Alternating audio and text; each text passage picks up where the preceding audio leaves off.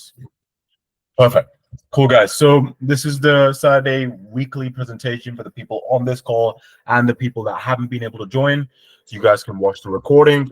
Purpose of the presentation is maybe I can say one or two things that really click with you, which then allows you to take the action project 1 and 2 in phase 2 that you guys know basically how to do and what to do, which then inshallah would lead you to getting the results that you want. Everyone here on this call is in phase 2, attempting to get their first client. It's pretty normal to be confused, uncertain. This is something new for you. And even if it's not, you've tried it for a couple of weeks and a couple of months, maybe you're just doing it at your own pace. It's completely fine. Realistically, with starting any sort of business, just Google search it. We talked about in the past few presentations that it realistically takes about 3 to 4 years to have a successful, profitable business. We don't want 3 to 4 years, just a couple of months of dedicated work to inshallah make this work. Now, number 2 is all you have to do is just take it one step at a time. Let's focus on just mindset for this presentation. Intentions, this is something I started recently, is just kind of reiterate my intentions every single week so I can keep myself accountable and you guys know what the purpose of this program is as well. Number 1 is help and support 1 million orphans in third world countries. Number 2 is the best place for a Muslim to start a halal business. That will happen by improving the program by 1% every single week. So if you are doing the work, I ask you this basically feedback question on how can I improve the experience for you. And from there, I make iterations. As the principle that I teach all of you, action, analyze, then adjust. And that's exactly what I do for the program as well. Today's topic, making leaps rather than taking it slow. And number 2 is making 100,000 USD, or let's say even Canadian, ASAP. How do you even do that? Now let's start off with the book U Squared. Anyone ever read U Squared? It's a pretty classic old book. It's basically U2. That's what the title is. Anyone? No? Okay, perfect. So basically, U Squared is by a author called Price Pritchard, and he's basically in charge of buying businesses, growing businesses, acquiring businesses, basically scaling his own business as well to a pretty big level. Now, the reason this book is so successful and still well known, even though it was published back in 1994, is because of the principle that it talks about. Meaning, from Price Pritchard's experience of acquiring businesses and starting many businesses of his own and scaling into multiple millions, he noticed that taking quantum leaps, meaning taking big leaps and just figuring things out during the process of taking that big leap was a lot easier, if not easier than just taking linear steps, one step at a time, which our brain goes directly towards, hey, I think as a beginner, I need to do this, then this, then this. So we're just throwing rocks in front of us when the path is pretty clear. So what this guy basically suggests is what you should do is just take the huge leap, take the huge action, get 2, 3, 4, 5 clients, and then figure things out on the way. Reason for that is, and I want to touch upon a couple of principles that really have helped me during my process of beginning businesses and having been in 4 to 5 different industries, is my mentors, they teach principles rather than tactic, and that's exactly what I want to do with you guys in this program as well. So principles, meaning the actual principles that we kind of go through on our day-to-day life, like actual physics principles. Like there is a principle called gravity, right? Not called gravity, but yes, it mentions gravity, that if you were to drop a pen, obviously where would it go? It would go down, because that's gravity being applied to that. It's just like that, there's Newton's first law called law of inertia, meaning an object at rest will remain at rest until it's acted upon by an outside force. As in, the thing that is still, you need to put a lot of energy towards it so it can start actually moving. Now, if you apply that on other things in life, let's say, for example, exercising, you break down the muscle, it hurts a lot, then eventually it gets easier. Same with any sort of diet. It's very difficult at the beginning. You feel lethargic, you feel weak, then you start to feel good. And escape velocity is basically when a rocket is escaping the Earth's atmosphere, it takes 90% of the fuel to actually escape the Earth's atmosphere to actually get out into space. And then the 10% is for the rest of the journey. Meaning there's just a fact of like legit principle in life that when you do start at the beginning, it will be very, very difficult. There's nothing to be shocked about. I know we've covered this a couple of times, but reiteration of this point is very, very important that at the beginning, it will be very difficult. Now, no matter what you do, things will be challenging at first. Although, coming back to what Price Pritchett says, is if you take a big enough leap, as in if you take a big enough leap, meaning getting 3, 4, 5 clients at 1K a month or whatever the case is, even 2K up front, the outcome will be worth the problems that you have to solve. Problems being, hey, how do I actually come up with a system that allows to get these clients to actually get results, etc. That is something you will have to figure out. That's inevitable. But make sure you actually take the leap that is big enough that will make it worth it, you solving the problems. And on the other hand, if you basically just focus on one client at a time, hey, I'm going to get this one client, very low ticket. I'm going to make sure that I've solved all the problems. Then I'm going to focus on the next one.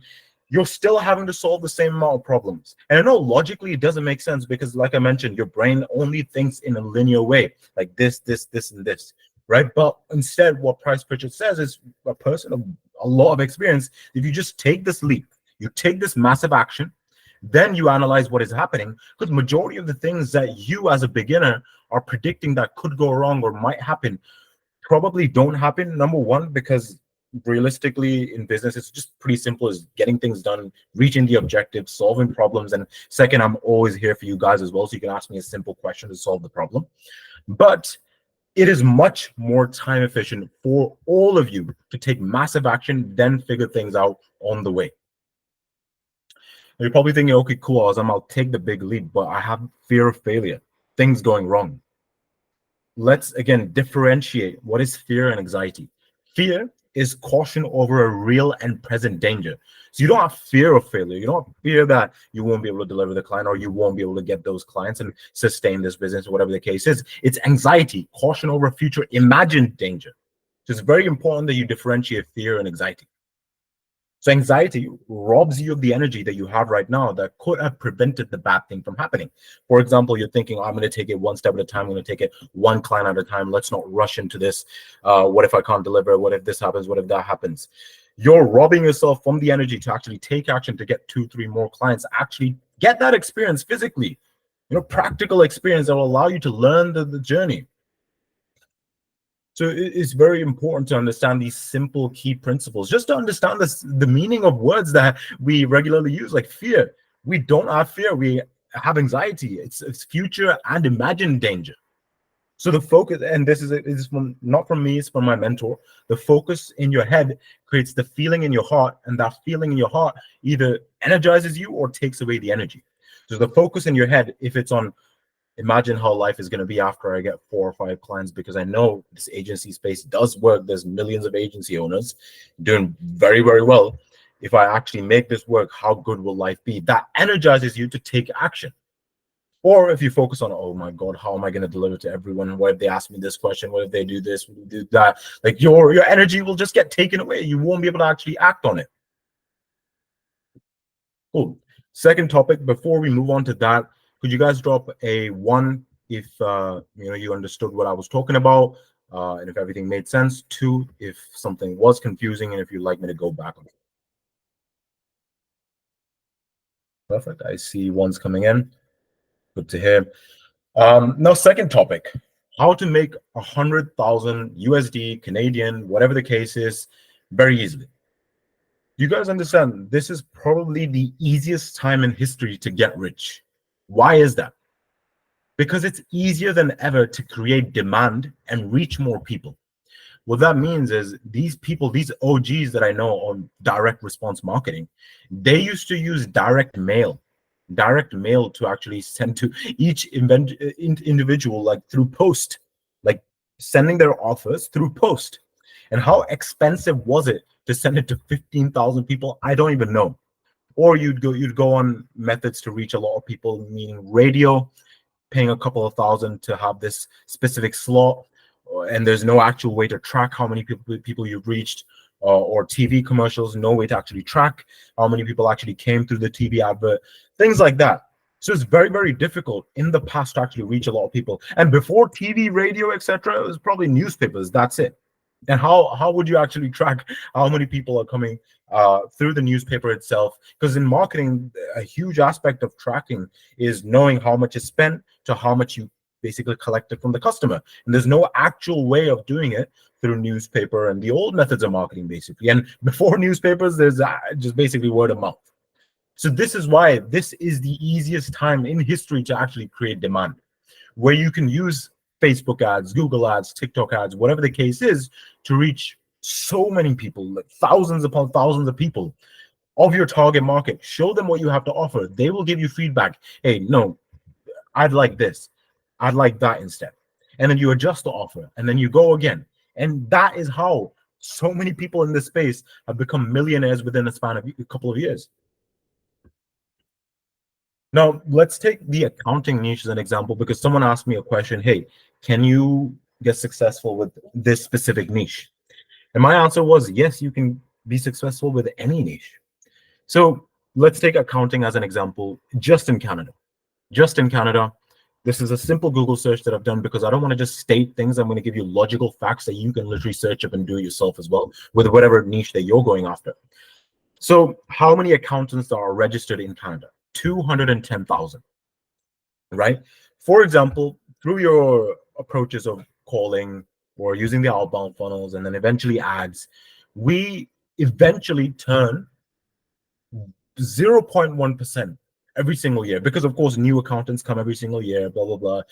The number would either stay the same or it would change, it would go higher. But anyway, let's say for example we convert 0.1% of these accountants, not 10%, not 1%, 0.1%. What's 0.1% of 210,000? Keeping in mind this is only Canada. We can go literally anywhere in the world, but let's just say Canada. That would be 210.